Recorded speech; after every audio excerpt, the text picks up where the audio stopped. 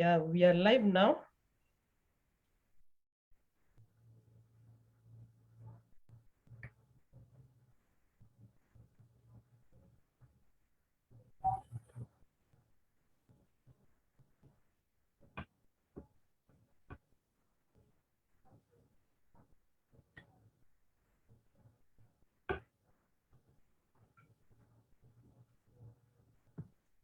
Okay.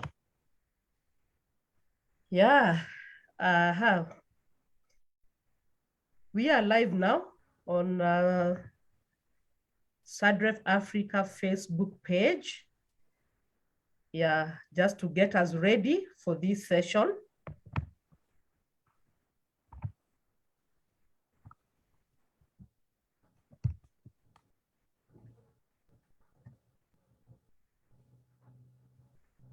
We can start now. Greetings to all of our audience, our guests. It's always my pleasure to host you on SADREF Africa platform. And this is a place where we always believe that broken crayons still color. Today's segment, as we call it, Brighter Day segment, is a monthly talk show that happens every last Friday of the month. So it's my pleasure to welcome all of us to Brighter Day segment. And this is whereby we cover different relevant topics based on real, raw, and authentic stories. And this is for the reason just to enlighten us, give us hope, and also transform lives. As I had mentioned, remember, we are live on SADREF Africa Facebook page. So if you're watching us, feel free to host watch parties. And also you can share on your timeline and invite someone who you know will benefit from this conversation. And also to get to know SADREF Africa better, you can check us out on the website, that's www.sadref.com. And also you may like and follow our Facebook page, that is SADREF Africa. Subscribe to our YouTube channel, SADREF Africa, and also follow our Instagram handle, that is sadref.africa. As our tradition, I want to also invite all our viewers to be part of this candid and informative conversation. So kindly be part of this by engaging. Just go to the chat box. You may put your question, any comments you have, any thoughts, concerns, and even experience. We shall try to sample as many as we continue with this conversation. Yeah, I welcome you again as we get to our discussion today. I came across something in the Insider that talked about money, and I would like to share it, that says money can easily make or break relationships. And arguments about money are by far the top predictor of disagreements that lead to breakups. Experts, they named the biggest money-related reasons why couples disagree as one, mismatched financial priorities, two, unexpected major expenses, and three, discovering a partner's secret spending. My name is Jenny Washira, and I'm your host today. We are on episode 10, and the topic today is about money and relationships. And we shall be looking all around the relationships, maybe during courting, during marriage, and even as a cause of marriage breakup. And I'm privileged to host amazing panelists who are with us here. They will help us unpack and explore the topic of discussion. We have Roy Okonji and Dr. Melvin Dilima, who will grace our conversation from their point of expertise and also their life's lessons. And I would want now to invite them so that they can get to introduce themselves before we get down to the real conversation. So that we get to know them more and better. And I will start with you, Roy. Karibu. Thank you so much, Jenny, for hosting me tonight. Thank you once again, and congratulations to the entire SADREF Africa fraternity for the amazing work that you are doing. Listening in to your different conversations in the past and just looking at your mandate, one feels at home being at SADREF Africa. So thank you so much. My name is Roy Okonji, as you've heard. Roy Okonji is a debt and money management coach, corporate trainer, and author. That means that I consider myself a teacher, only that I don't teach in the school of academia. I teach in what I call the school of life. The school of life is a gathering like this where we come together to talk about realities of life that no one will ever tell you about. Life, have you ever encountered life in a certain format and you're wondering, why didn't anyone tell me about this? And sometimes it doesn't matter how high you will scale the steps of the academic world. Sometimes you get to the rooftop, but you've never heard of certain realities of life because they only exist, they are only talked about in schools of life, such as what we have tonight. So thank you so much. Wow, that's amazing, Roy. I know I've been in your forums and I really love the passion that you have when talking about money. So today, I know we are privileged to have you on board, and I know we shall get to learn a lot. After this conversation, I know we will be laughing on our way, to make money. Welcome, Melvin. Introduce yourself, please. Thank you very much, Jenny. I'm so glad and happy to be on this forum because I feel like I'm at home because I'm with Jenny. And my motivation for being here is basically something that I discovered in my walk with Christ. I discovered that I'm a teacher. So I'm a teacher who draws on my own experience with money. Okay, so I found that working with small business owners, most of them do not appreciate money. They have a bad relationship with money. And this affects not just their business, but it also affects their personal life, and in particular, their family life. And that's why I'm here to share a few of the lessons that I've learned personally and from others who come and talk to me. I'm a coach, a mentor, and a trainer.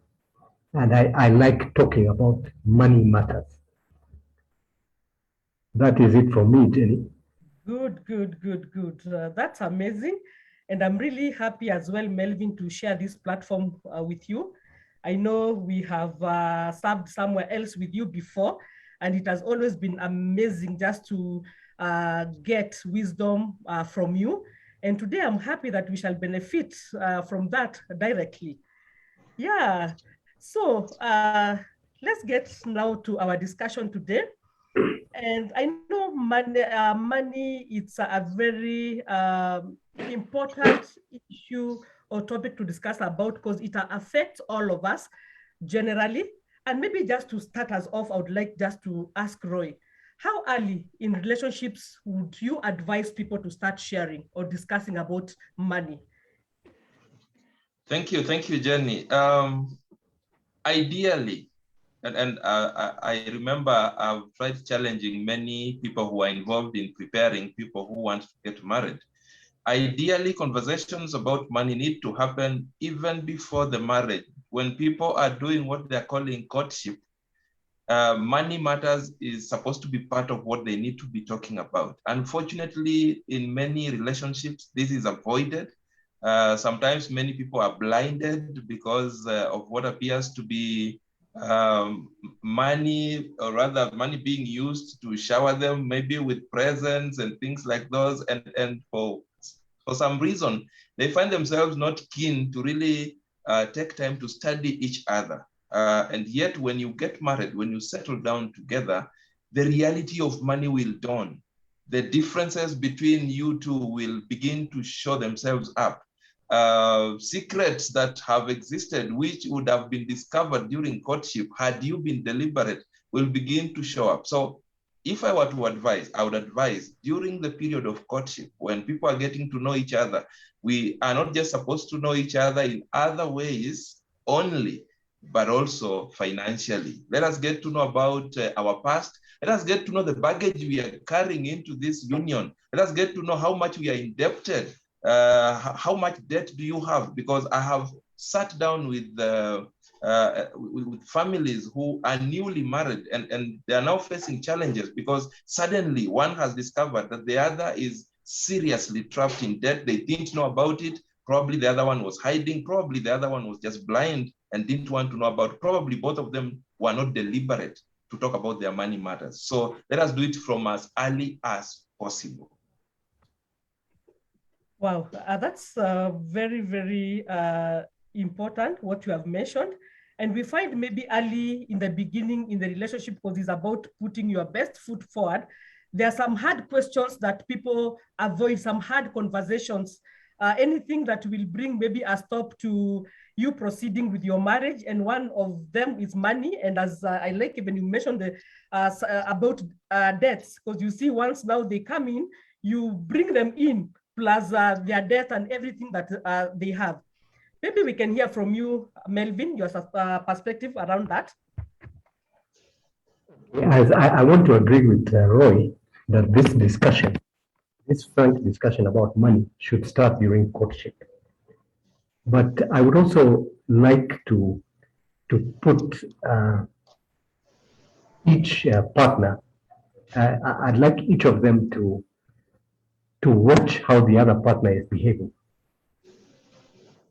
Okay, in order to understand their, everybody has got their own psychology of money. Some are spenders, some are savers, some are save then spend. Just watch the way people interact with money. You will find, for example, maybe one partner is always asking you for money. Jenny, we've been in other fora where people have explained to us that during the period of courtship, the man was very cagey about his financial affairs. He was over relying on his committee, his marriage committee, to raise funds, and he even took some money from the money which they raised. So these are sort of red flags. So during that period of courtship, which should be an extended period, you need to watch how your spouse to be handles money. Wow. That's my take, basically. Okay. I think that is very insightful and even good to know, because my next question will be, Roy, you see sometimes, okay, how much information about money should one reveal?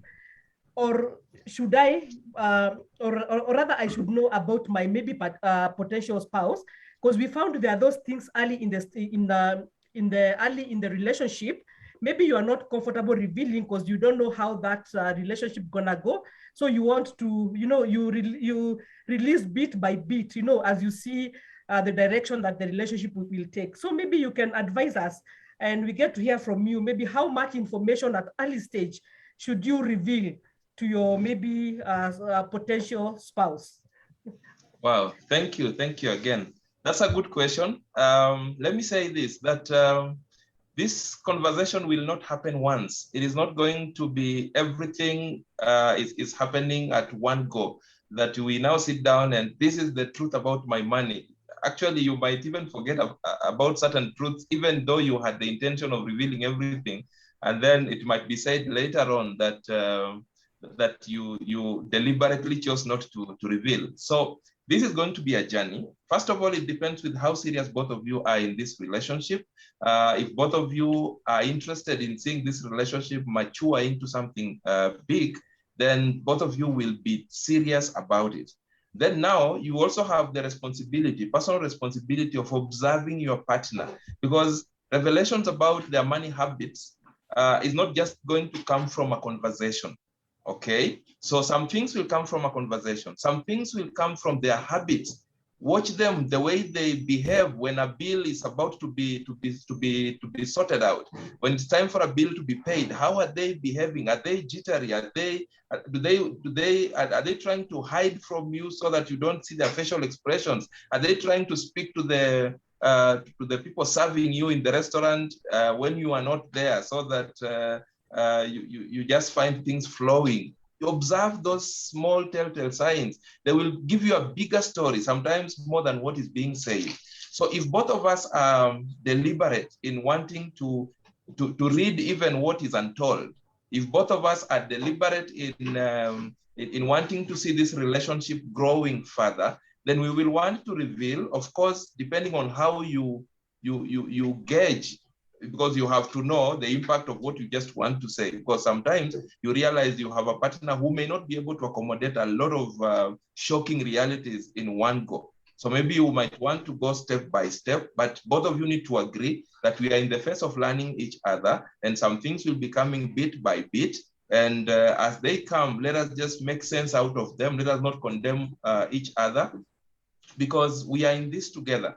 And therefore, we need to reveal as much as possible, but again, we have to be cautious and be wise enough not to damage each other's emotional positions and things like those, because I know there's that fear that we might actually ruin the relationship before it gets to where we want it to go. But again, if that is forcing you to hide certain things deliberately, then it begins to border on the question of trust. Because again, this marriage that you are going to form is going to stand or fall on the foundation of trust and communication. So if you have been deliberate in hiding certain things, then the day they will be discovered, because some of these financial things cannot be hidden forever. The day they'll be discovered, then they will ask very heavy trust questions.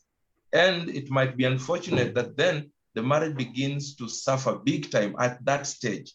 So sometimes it is better that these things be revealed early enough, so that if we are to go through some moments of, let me call them suffering moments temporarily, it is better we go through those moments before we even get to tie the knot. It is much better that way than when we are deeper into the thing, and that's when we are discovering, this guy was so much deep into this, or this guy lied, and this guy did this and the other. I have, and I like teaching using examples a lot. I've met cases where people have gone into, people have wedded, and even the financing of the wedding, someone said that they had savings. And so the other partner was comfortable knowing that I'm in the right place, things are sorted. This person has saved even for this wedding. This person is ready. Then later on, you begin to receive calls.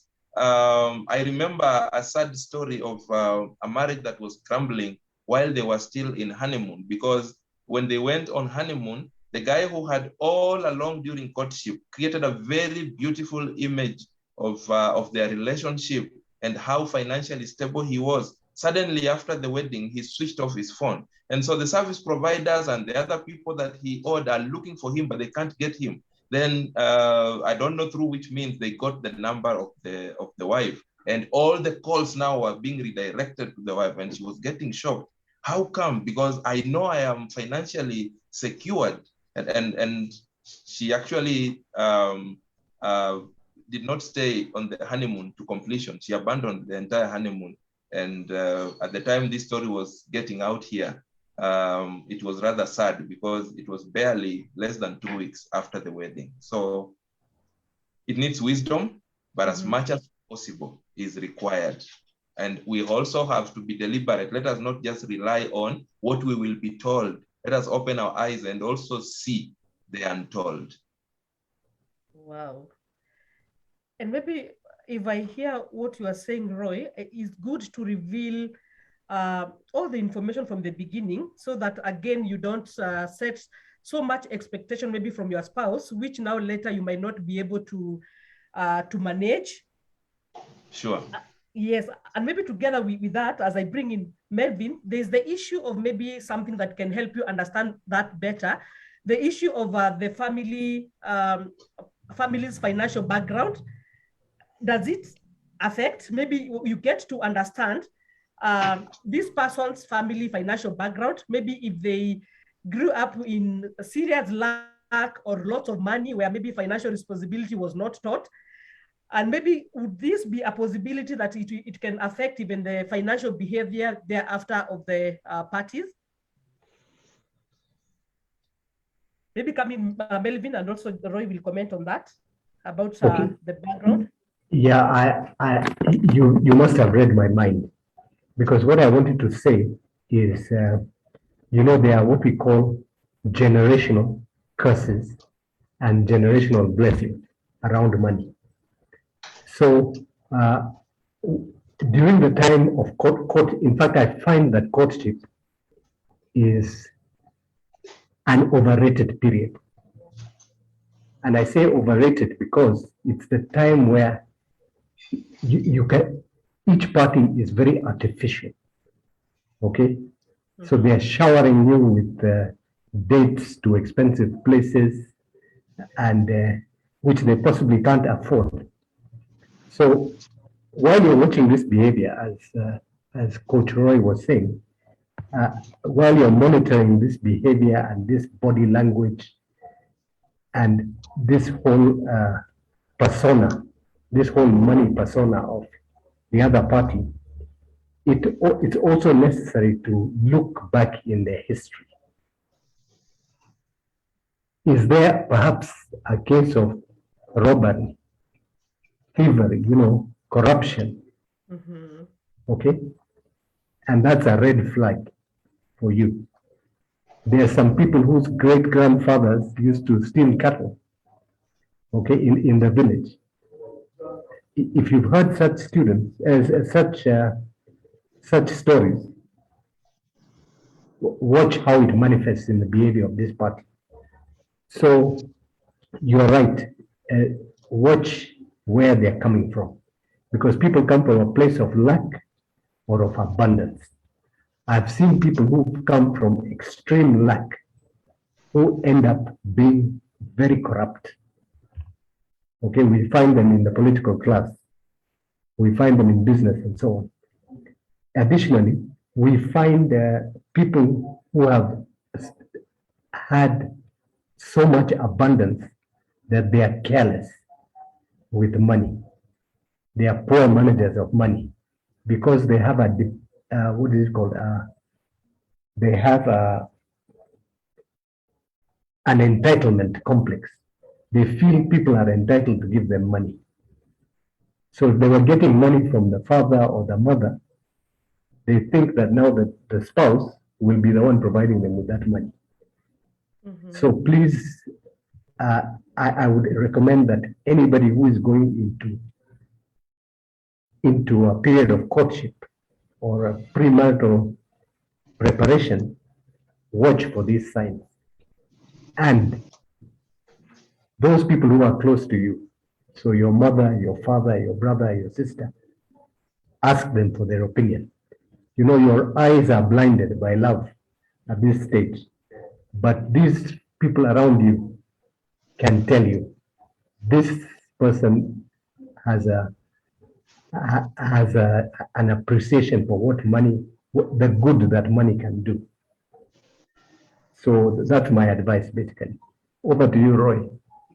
Yeah, maybe Roy, as you come in, the aspect of history and the family's financial background, is there a possibility that it can affect your relationship going forward?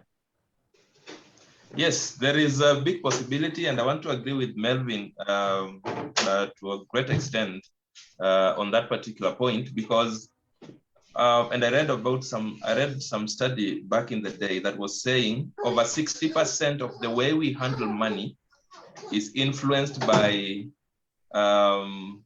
how we saw people around us, in this case our parents, handling money. So it goes a long way when you take time to study how someone was brought up, the family structure. It will tell you a few things. For example, you will be able to know the level of dependence, for example. Maybe your partner is the one that the family at home is depending on. So you also have to ready yourself, because then your money, both of you, might not now just be for both of you. You also have to start thinking about, how do I accommodate the aspect of helping the extended family, for example. Maybe where this other partner is coming from, they grew up in affluence, and therefore the whole issue of dependence is not going to be there. And so it might be difficult for them to accommodate the thought of part of our money will be going to support certain people in the family. Now, we also pick money values from where we grew up, from our families. So the way we view money, if we grew up in an area where people did not believe in saving, for example, or in investing, if we grew up seeing people glorifying the aspects of life, such as you only live once, for example, we also grow up believing that in life, you actually only live once. So the way we handle our money is largely influenced by what we saw our parents or the people who are around us handling, the way they were handling money. And so that is going to affect us going forward. And so here you are meeting a partner whose values are fundamentally different, because maybe where he or she is coming from, they did the things, the different things, the different ways of handling money. They believe in saving, they believe in investing, they believe in thinking about a rainy day. And here is a partner who is telling you, you only live once, you know, life is short. So that becomes a ground for conflict. All right, so it's going to affect the way we will live going forward. So we have to be open to the fact that we need to really understand much about our backgrounds, begin to think about how that background can affect us in this new union that we are creating, and begin to talk together, the two of us, and begin to chat a way forward and say, look, I know we have these differences. I know there is this expectation from where you came from, but is it possible that we can create our world, our financial world, the two of us, and begin to charter a fresh way forward? Because there will always be these inequities that Melvin has mentioned, that even if you are the parents of one of you were robbers or they have history of some of these things, it is highly likely that they are going to haunt you. They might show up, because if your family normalizes crime, it is possible that one day your partner will also find it easy for them to engage in crime. When they get arrested, for example, that will affect you emotionally, that will affect you in very many other ways. So yes, it's a big thing, it's a big concern. Wow, good. And I hear something about just being open to the conversation right from the beginning. And there's one aspect that you mentioned about debts, which I know is a big thing. And I would like, maybe from your perspective and your advice, how when you get to that point and you are yet to get married, and there's now a lot of debts surrounding you, maybe from one person, and already, as Melvin had said, maybe like that can be a red flag already. Maybe should you get to the point, maybe you get to ask what the debt is all about, and maybe if they are consistent in paying and all that, if surely they are disciplined in paying their debts. Will it be an advice that you can give?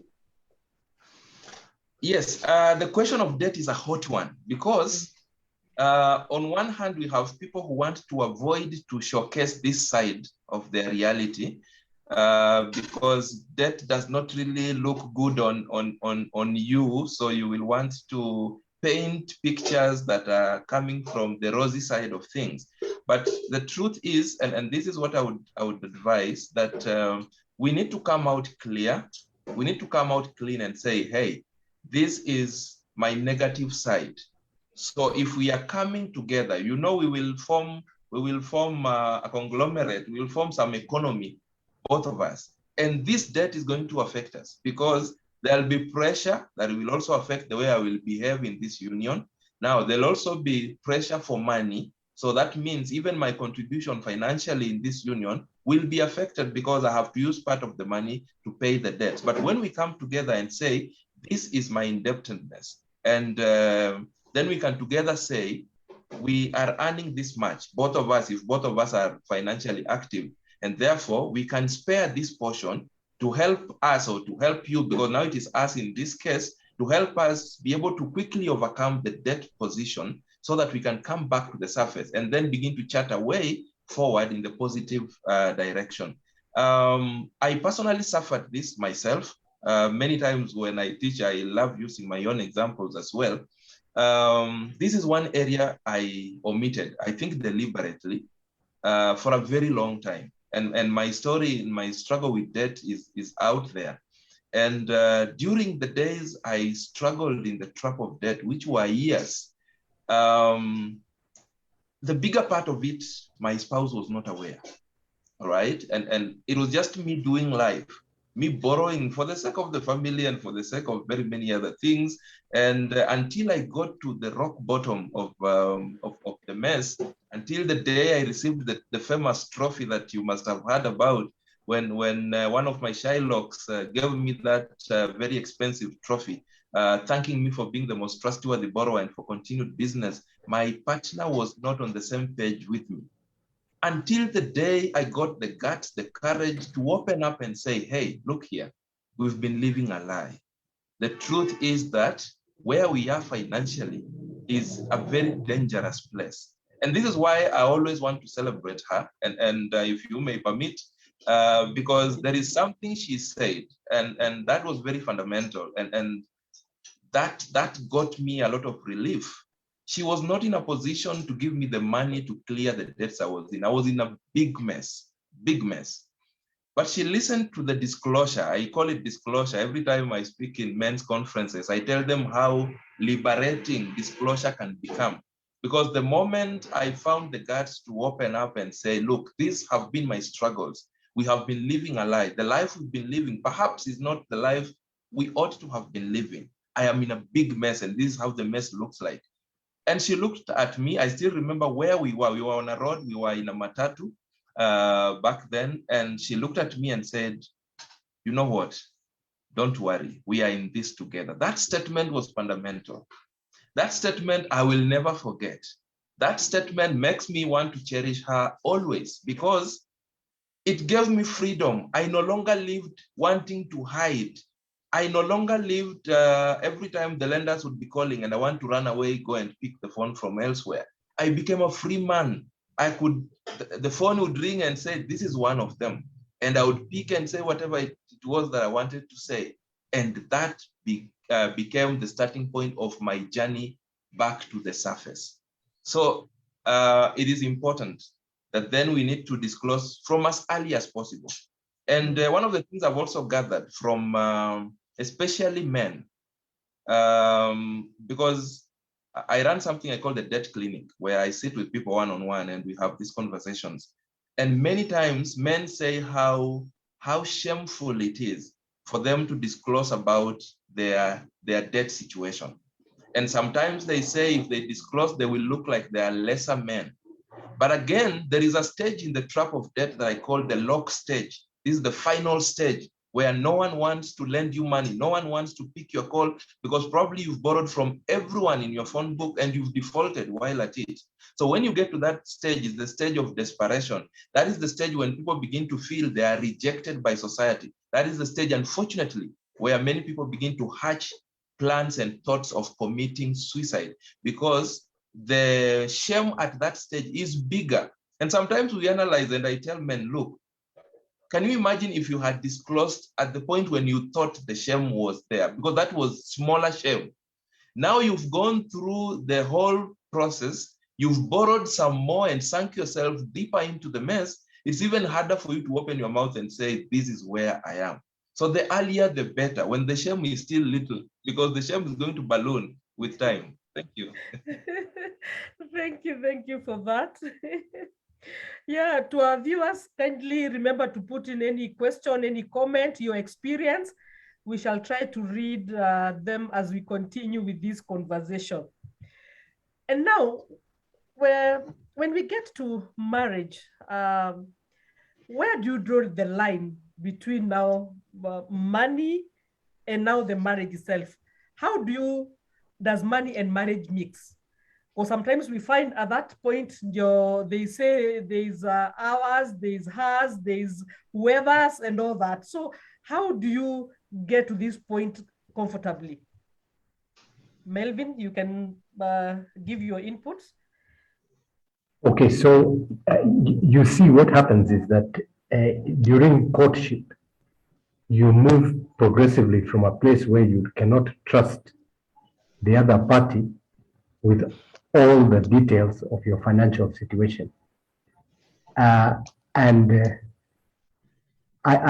heard very many women saying that they were afraid of disclosing all their assets and all their liabilities because they were not sure that that honesty would be reciprocated. So what happens is that this period of courtship, you're living out a lie. And I've been there myself. You're living out a lie, and then you find yourself in marriage. So one of you will assume that, will be assumed to be the provider. It's usually the man. So he takes it upon himself to pay most of the bills until he can't pay anymore. He is borrowed and over-borrowed, and he's borrowed to pay the first person he borrowed, and so on.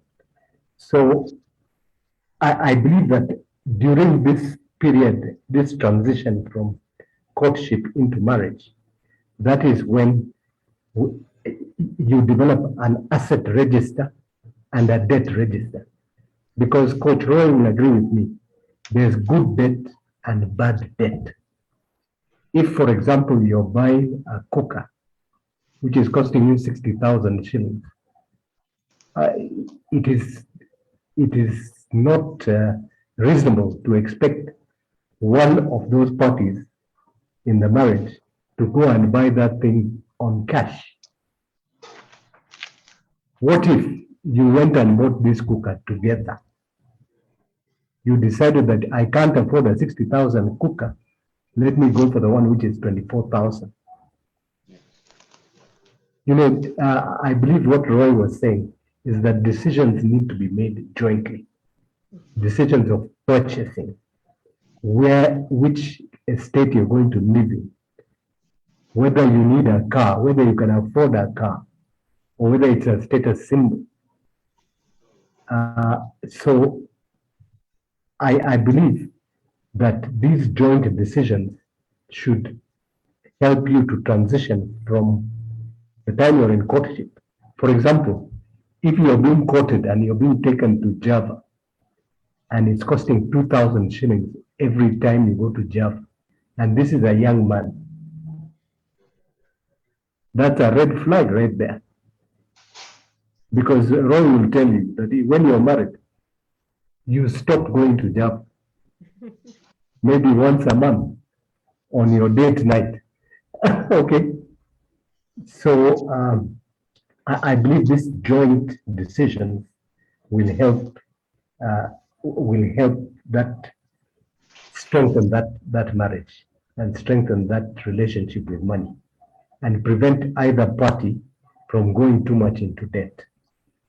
And this idea of your money and my money, okay, is bad. It's bad in courtship and it's bad in marriage. And now one of the things that even Roy will tell you is that we borrow from our spouses, okay, and we never return. Okay, so I'm taking my spouse for granted because I'm only borrowing 10,000 shillings or 2,000, and I conveniently forget about it. And where did we pick these habits from? We pick them from our families. You borrow from your brother, you borrow from your father, you borrow from your mother, and you don't pay. So when you're entering into a relationship, find out who has lent this guy money from his own nuclear family. Find out if he has returned that money, or she, in fact. But mainly it's a problem of men. Am I right, Roy? Roy has talked to men at Parkland Baptist so often that he has painted us in a bad light. but but we have agreed. I We thought have maybe, yeah, when you borrow from your spouse, it's our money, so you don't borrow to return. I thought, I thought it's ours, it's within the home, you know. Maybe to connect with that, Roy, you can tell us, should we define financial roles so that we don't get ourselves into such kind of, you know, misunderstanding? Do we have to do that? Wow, that's a big question. It's a very important question, but a very big question. I want to agree with what Melvin has said, and you see, when we start having those divisions, then the marriage begins to get divided right from that particular point. I have a conversation I usually have with couples, what I call enhancing financial intimacy in marriage. And I took some time to observe how different families handle money. And I realized largely different families will be handling money in about 5 ways. I just want to mention them very quickly in passing. It's a huge conversation, this one. There is a family that what I call the common sense approach. Common sense approach is where these people are not talking about their money situations. So what I will do is I will come home with a packet of unga, and I assume, or rather I say, I hope she or he will use common sense and come with mboga. All right. So we are not talking about it. I'm just buying things. I buy something that requires batteries, but I've not brought the batteries. I say, I hope the other person will use common sense to come with it. Right. Now, this approach is a funny approach because one, it requires both of you to be financially active. And then it requires the other person to have common sense, rather both of you to have common sense, which is very rare. So many times you have things in the family that are not complete because one started hoping the other one will use common sense and it did not work. So it has its very many limitations. Then number 2, we have what I call the sponsor approach. The sponsor approach is where one person says, look, I'm capable of taking care of all the needs of this family. So you and your money, you can be able to do whatever it is that you want to do with your money. Now, it has places where it works, but it requires that at least one of you is financially active. Then it can work where maybe one of you is not willing to surrender their money to be used for family use.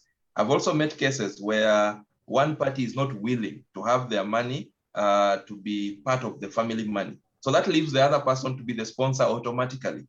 Then we have cases where one declares that I want to be the sponsor because I feel I have the muscles to do the same. Then we also have cases where maybe one is battling with, say, the trap of debt, the way back. So the other one says, let me allow you this moment to concentrate on finishing paying whatever it is that you owe people. In the meantime, I'll be the sponsor. Then once you're done, we can come and see how to move forward. Either way, if the sponsor's income is affected, you realize the family is endangered. Because even if both of you are working or are financially active, you have not gotten used to the fact that your money can be used for the family. So the day we summon you and say, hey, can you now start bringing your money to sponsor the family? You see, when you're used to being sponsored, it is very difficult to wear the shoes of a sponsor. So that becomes one of the limitations. There are also very many other limitations. Number 3 is what I call the allocated responsibility approach. So we have families that sit and say, because both of us are financially active, you will deal with school fees. I will deal with rent. You will deal with this and the other thing. And then that's it. So nobody cares to know how much the other person has made. Nobody cares to know how much debt the other person has gone into for them to be able to execute the allocated role. All we want to see is that your role is this one, and have you done it or not? If you've not done it, we can choose not to talk in this house because you are beginning to fail us. All right. Now you begin to realize that with time, there is bound to happen what I call a provision burnout. One begins to feel like the roles allocated to them are bigger than the other person, or their roles allocated to them are more important than the other person. And sometimes they begin to feel a bigger burden. Maybe even the other person is earning more than them, right? So they have these silent feelings that are eating them. And with time, they also eat the family. Because when you start feeling bad about your partner and you can't voice it, it's killing you quietly. The day you will burst out, we begin to see things that we cannot explain. That's why you hear people say, "Hey, this guy has been so quiet. This lady has been so quiet. We don't believe she's the one who has done this," because they've been boiling inside. Number 4 is the group I call the contribution approach. Contribution approach. So we look at the family needs, and then we say, so together we have these common needs. You see, when you live in a gated community, for example, you have expenses that are directly yours. Then you have the common area expenses like security, like the swimming pool, and things like those. So we sit together and say, let us contribute. Whichever formula we will use, we can determine. You will bring 40% or 50% or 20%.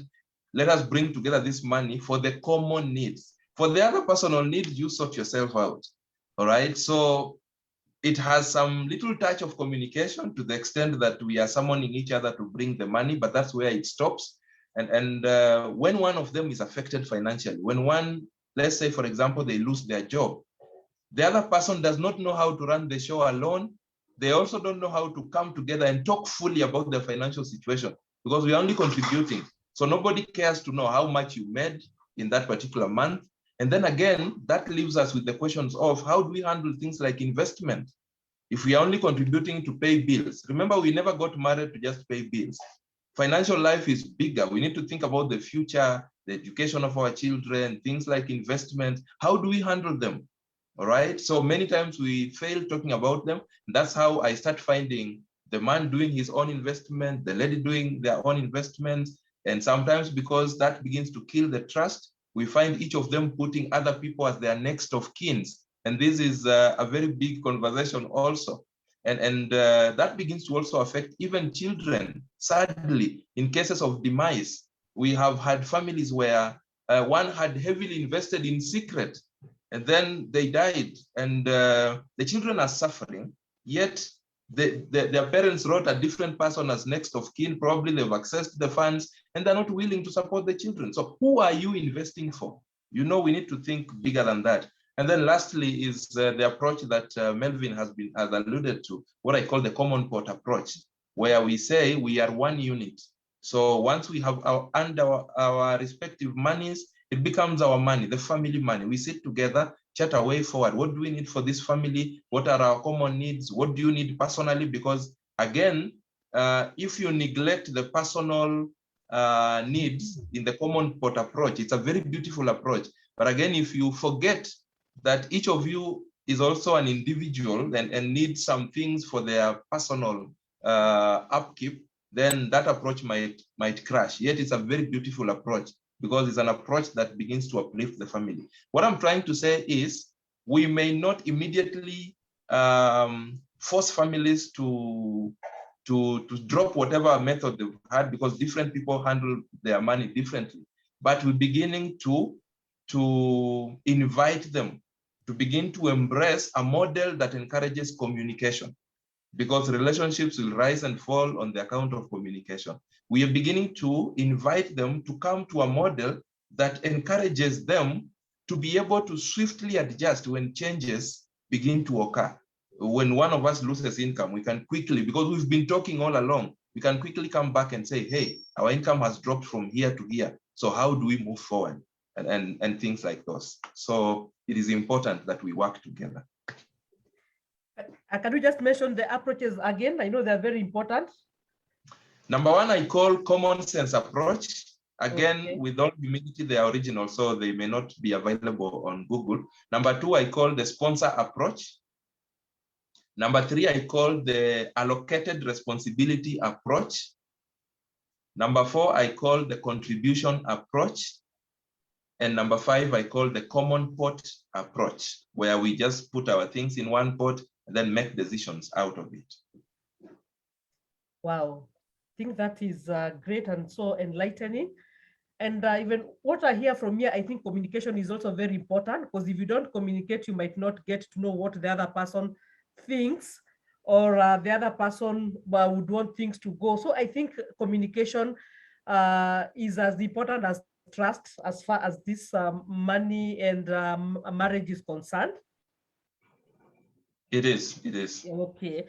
Now, there's something that Melvin mentioned of the, the spender versus the saver. Yeah. So in that situation, and you come to learn that the spouses, there's one who is a spender, the other one is a saver. Should they be treated? Okay, how should they be treated when you're making financial decisions? Melvin, you go first.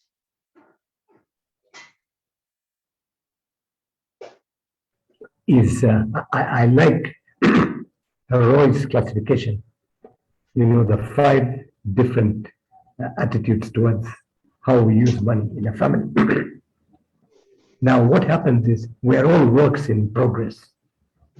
Okay, we are going to shift.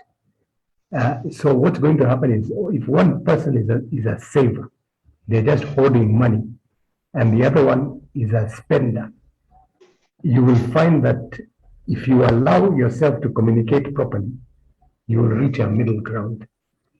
So that the one who is spending prudently, and the one who is saving allows some latitude for spending, because spending is not bad.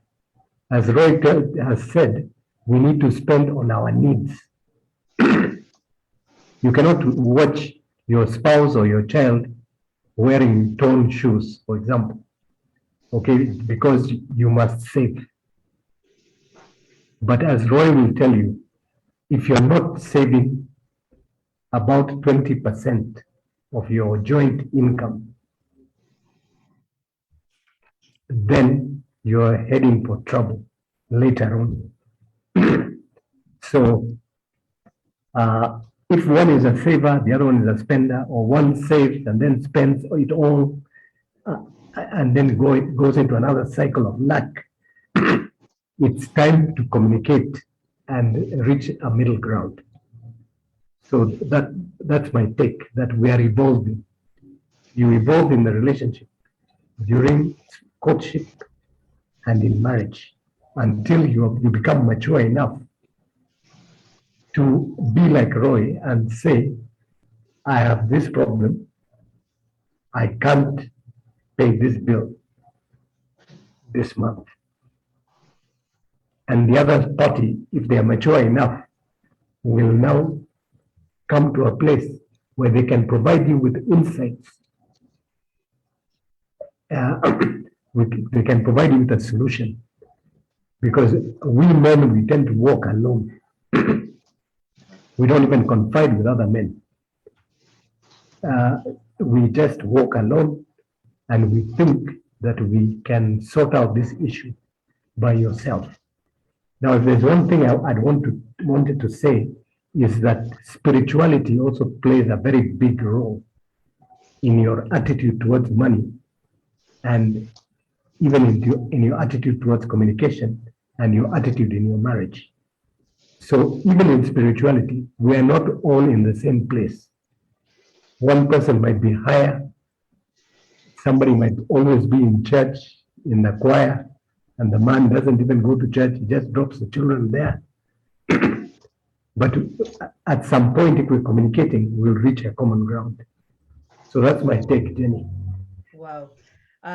Before I bring Roy in, I would like to read some 2 comments here. Thank you, Nyaushi. It's better to endure shame with your spouse than with the public when auctioneers come knocking. Thank you for your comments. Thank you, Gladys. Joint decisions is paramount, I agree. And also it's important to be transparent on money matters for a better relationship. Maybe as you bring in your view, Roy, as far as that is concerned, there's also this aspect I would want you capture about the cultural beliefs. And there's this aspect, you see the man, he's the provider, and you see we have evolved, things have changed, and you get even there are women that are more empowered financially than men and all that. And maybe to give a situation of a practical one, I know of a gentleman who now the wife earned and maybe little money compared to his. But when it came to the end of the month, for example, if the salary was 20,000, he asked for the money so that now he can now keep all the money his and hers and now provide to the family plus the wife, even the salon money, anything she wants, the man will buy, but he's the one who now takes care of all the money. I don't know how you can talk to us about the cultural beliefs and how things, how we have evolved and how things are as far as that is concerned. Wow, thank you, thank you.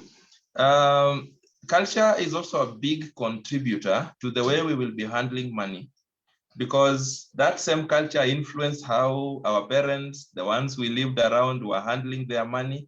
They passed some things to us. They told us a man must behave this way. There'll be a lot of noise in the air from different directions, and this will be affecting either parties. There'll be noise telling someone you must have some secret account. There'll be noise telling someone, as a man, for example, you must be the one running the affairs financially. And this man you are telling this is a very poor manager, for example, of money, or a poor planner, for example. So when we come together in marriage, we are coming together to strengthen each other. Marriage is not a union of two perfect souls. Marriage is a union of two souls who acknowledge the shortcomings in each of them, and then they are willing to fill the gap for each other to form one solid union. So when we come together, we realize that, and just building on what my brother Melvin was mentioning, that you are a spender, for example, and I am a saver. And so this difference can put a crack between us, or it can build us. It can build us when I realize that for me, because I'm a saver, it is even difficult to make decisions of even investing, because I don't want to release money. I just want to keep money. On the other hand, my partner who has gotten used to releasing money can help me when we have decided that we have this very important thing to do together. They can also help me to do the same. We meet and I realize I don't love planning. I don't love things of budgeting. They make my head pain. But I have a partner here who is very good in doing the same. There is another partner who is good in execution. We have said this is how we will spend. But then maybe my wife is very good in execution. Yet culture tells me that as a man, I'm supposed to dictate and be the one leading, like the man you have just mentioned, who will collect the wife's salary and his salary and be the one directing. What if he is poor at execution? The family is going to go down. Perhaps the family would have stood if the guy would have realized the strength in the woman and said, look, we have come together. This is what we need to do. We have allocated our money this way. But I realize you have more discipline than myself when it comes to the execution bit. How about then we give you the money after we have allocated, so that you ensure that as a family, we meet what we have desired or planned to do. So we have to work together, build on each other's strengths, so that together as a unit, we can seem to be progressing. So it is good that the cultural bit will be affecting us, but we have to realize once we come together, we have created a unit. Then we have the power to create the rules upon which this unit will thrive. Sometimes some cultural beliefs or positions can actually hold us behind for so long, because their time, or rather the time for such practices has actually elapsed. We are now in a totally different dispensation. Back in the day when we would be telling the man to take charge, back then the women probably were not working. But today we are in an era where the spouse, the wife will be working, probably earning even more than you are earning. So are you going to run away because this family does not give you the chance to be the man your culture taught you to be? We have to sit down and say, this is a different unit, different dispensation. Let us create our rules and let's run together and build on each other's strengths and weaknesses so that we have a solid unit. That would be my take. Thank you.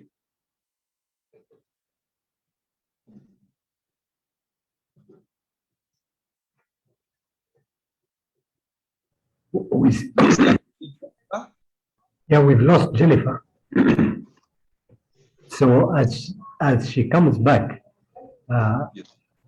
I think we should make our closing remarks, and Sure. I'll start with myself. So, to the members of SADRE, what I'd like to suggest is that if you want, if you see, you could be in three places. One is you're restoring your relationship or your marriage. One is that you're moving on, or one is where you're maintaining your status quo, which means you're going to remain single. So what advice do I have for you? What I would advise is where Roy is an expert in. If you are in debt, get out of debt. Okay? Which means, and there's a way of getting out of debt. It's called using the snowball effect. Start with your smallest debts, pay them off, and what you paid for the small debt, you will apply it to a bigger debt next month, and so on. But additionally, develop a healthy respect for the money, however little it is that you are earning. Spend it prudently, which means wisely. Invite the presence of the Holy Spirit into your situation, and ask for that wisdom to manage the little that you have, especially if you're living alone. If you're going into another relationship, that would be a good time for you to look out for these red flags that Roy and myself have been talking about. Assess the financial position in terms of assets and liabilities of this new person that you're moving into with, and agree during that courtship period on the rules of engagement. Which approach are we following? Because the sponsor approach puts too much pressure on one person. There's the other approach where the common sense approach has its shortcomings. Let us agree which approach we will use, because common sense is not so common. So let's agree what will work for us, and let's hold each other accountable. So I'll tell you what happened to me recently. Was it this year? Yeah, this year I took a loan, okay? And I took a loan for a child, and I ended up spending that money. And when I'm being asked by my spouse, where did that money go? I have no useful explanation. Okay. So these decisions, they should be done jointly. And there has to be transparency. So let us not act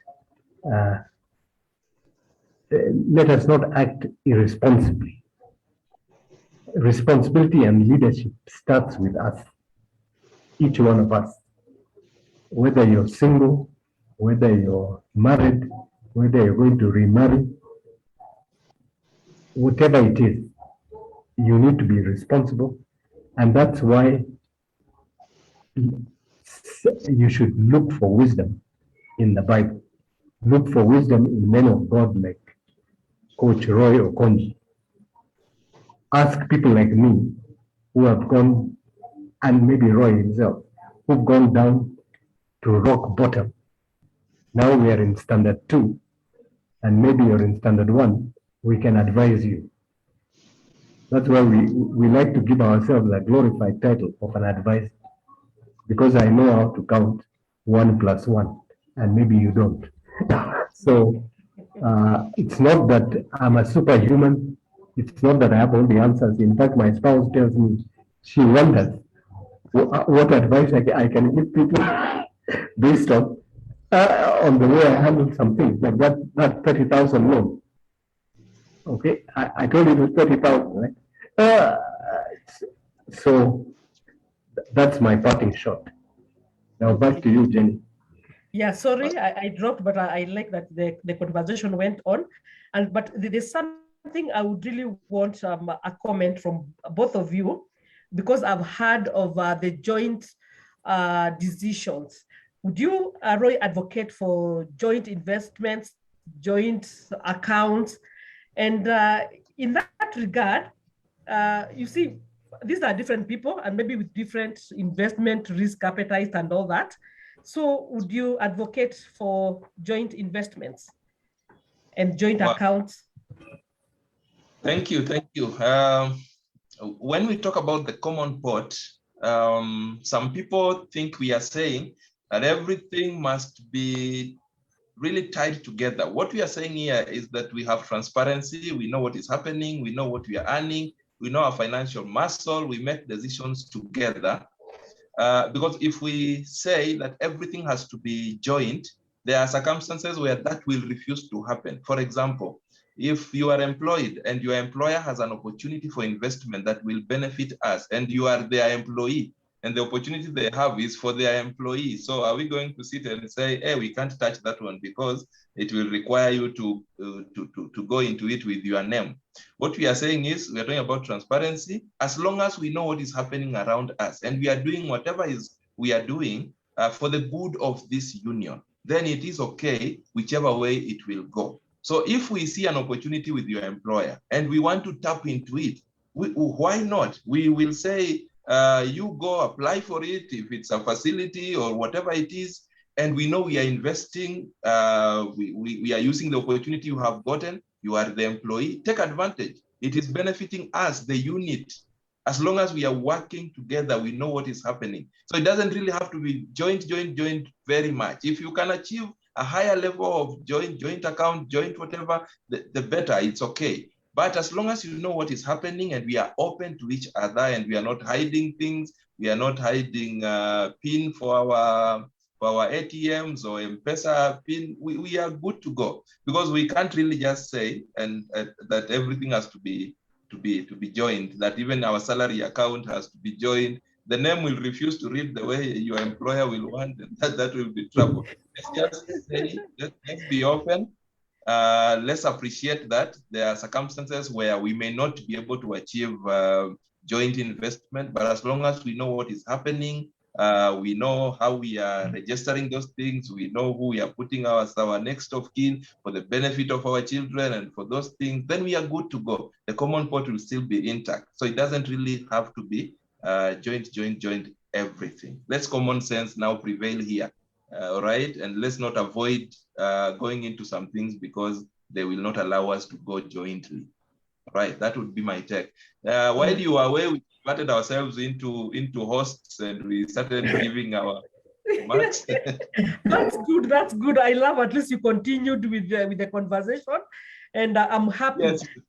Yes. So Melvin had given his. Maybe let's allow him to weigh in on this. Then maybe I can give mine. Yes. And maybe as he gives, there's something that I wouldn't want to be closed before we mention, which is very important and will really be beneficial even to our audience, who probably, they've gotten to a point of now having their marriages break, and maybe their trust, at that point, they learned from the mistakes that were done that time. Currently, I know we have people who are paying mortgages in the house that they're not living in. We also have people who are servicing loans for the money that never benefited them after now the breakup. And now they are like walking on the eggshells. They are a bit careful when they get to this now, maybe having another chance. And in that case, maybe you'll mention something about the prenuptial agreements, whether this one would really work here, is it advisable, and how it will go. So even as you do your parting shot, I think that also will be very important to do. Go, Melvin. Okay. You know, because marriages are under so much threat, there is a tendency for people to go into prenuptial agreements. Now, I think Roy will agree with me that these prenuptial agreements presuppose that the risk of that marriage surviving, I mean, the risk of that marriage breaking up is very high.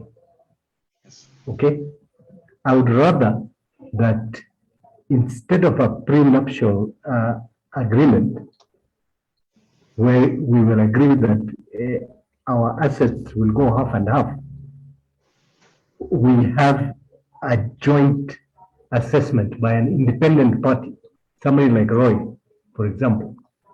You come and sit together with him and agree that this is what I have. So we meet you separately. You know, he can be a go-between. He meets you separately. He hears, okay, Jennifer has this car, has this plot of land, has this money, and Jennifer can explain her fears of the other party to an independent guy like Roy, and the other party will come and he will then say that this is what he has, but he's not quite sure of the other party. And what will happen is that together with this third party, a common ground can be reached because there's mistrust on both sides. As we go to a place of trust, because you always you move from a mistrust to trust, but a third person in there, independent, can sort you out at that prenuptial stage. And I would not want to go down the prenuptial route because you're already setting yourself up for failure in that marriage. I would rather we do something before that. That's my take. Wow. Thank you. Okay, Thank you. your Mel- wisdom, Roy. Mhm. I want to agree with Melvin on exactly what he has mentioned. You see, when you enter into this thing with a defensive mindset, then it is highly likely. You see, what you're trying to avoid is highly likely to happen because your mind is fixed on that particular thing. But on top of what he has said, let me also add that, and now I'm speaking to people who have gone through what Jenny has mentioned, and maybe they're getting into a newer union and they are carrying their fears from their previous experiences. And we have to understand them because sometimes the way we behave around money in relationships is also determined by our previous experiences, and we don't want some things to be repeated. And what I want to say to people who are forming newer unions, and either one of them or both of them are coming from previous relationships, we also have to be accommodative of the fact that we are coming with our own fears. We need to sit down and talk about them. But before we do so, if we see tendencies that probably are not in sync with what we want or what we imagine as individuals, let us accommodate at least in the beginning stages, because we know that this person is coming and probably they're carrying their fears. Probably things happened to them. Maybe before they finish opening up to us about what really happened, for us to understand, let's just create a position of knowledge and say they are probably coming with certain experiences that have influenced the way they're behaving today. And it's going to be a journey that might need third parties, like Melvin has rightfully mentioned. So it's not going to happen overnight. You don't expect them just because you are the one who was running the show in your previous relationship. Now you want to come here and be the commander here and say, hey, bring every money here. Probably where the other party is coming from, they tried that and it didn't work and they lost. They are now paying debt that, as you've mentioned, that they didn't see the money, or they are, paying for a mortgage for a house they're not living in. So they're still coming out of the pain, they're still living with the pain. And this thing is serious. I have met people who have lived with this pain for decades. Some of them got to get the courage to open up about them tens of years down the line. And they open up and say, I've been carrying this bitterness for 30 years, for 20-something years, because my partner back in the day put me in the mess that I am in today. And that has eaten them emotionally. They are drained. They are not themselves. because probably they didn't open up, they didn't seek for help and things like those. Some of them went into other relationships, they did not address whatever it is that they were carrying. So while we are addressing, let us also be accommodative. Let us not imagine that we will want to force things to happen immediately the way we want them to happen, yet our partners are coming with certain experiences that are affecting them today. And now to my parting shot. Money is supposed to be an enabler. Money is not bigger than your union. It is never supposed to be.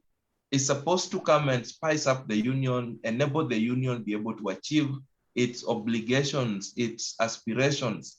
So when we begin to allow cracks to form and begin to look at money as this thing that is even bigger than the union, then we are endangering the life of the union. Let us remember that we are bigger than money. Money is only coming to help us live better, help us meet some of the obligations that we need to meet as a union. And for us to be able to do that, then let us also realize that we have to constantly strive to get better and better at the way we handle money. Let us begin to learn together about money matters. It does not really help when I learn alone. When I discovered this thing, many times when I attend seminars, as much as possible, I tag my wife along, because I realized the power in that. When we get enlightened at the same rate, it is easier. As we go home, we are discussing, what do you think about what the speaker was saying? How does it affect us? And like when I go and learn alone, when I'm coming back, I have to start from definition and those things before I can bring them to where we are. So learn together. Be deliberate in making money, be deliberate in praying for your financial needs together as a unit. Once you have identified what you need, what you're trusting God to see you through, to help you through, pray together as a family. There's nothing as powerful as a family that prays together. Then just be deliberate in handling the money matters the way you will have decided to handle as a family. Remember, communication is key. Always talk about whatever it is you want to do. Talk about whatever it is that is surrounding you. Talk about your fears. Talk about your experiences. When you feel your partner didn't handle the money the way you thought or the way you had planned, talk about it so that it does not reside in you and becomes a point that begins to germinate into a bigger thing, later on resentment that is bigger, and then begins to affect the family union. Always remember, money is a smaller thing compared to the union that you have come to jointly create. Thank you so much, and God bless you. Wow. That's really, really powerful, that money is just supposed to be an enabler, but is not bigger than the relationship. I think that's so powerful. And I'm so happy that we have learned a lot. We've tapped from your knowledge, from your wisdom, and we are now wiser as far as money matters are concerned.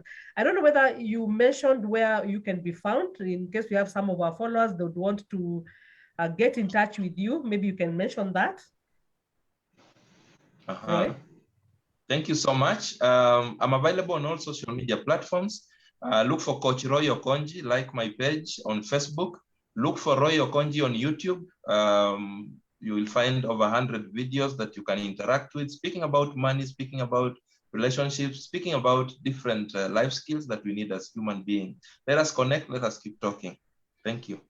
Great. Melvin, where can you be found? Okay, so I'm basically on LinkedIn, Facebook, and Twitter. And I like to just comment about money. And I also have a weekly newsletter. So I'd encourage you to subscribe to the newsletter. And I'm always talking about some aspect of money, especially where it touches on small businesses. So how to save it, how to invest, how to budget, just a few pieces of information which will help you in your journey through life and using money as just a fuel for your marriage and your life. That's it from me. It appears by which name? It's called Money Matters. Money Matters. Okay. Yeah. Okay, thank you. Okay. Money Matters by Melvin. You look for that. Thank you so much, our guests. I think that was a time that it was well spent. Thank you for our viewers and everybody who has participated. We know that we shall continue with these conversations in future. Keep checking in our pages. Thank you so much. I'll bring this to a close and thank you for just staying in and just listening into our guests. Until we meet again next month, the last Friday of the month, I have been your host, Jenny Wachira. Have a blessed night and let's keep talking. Thank you so much.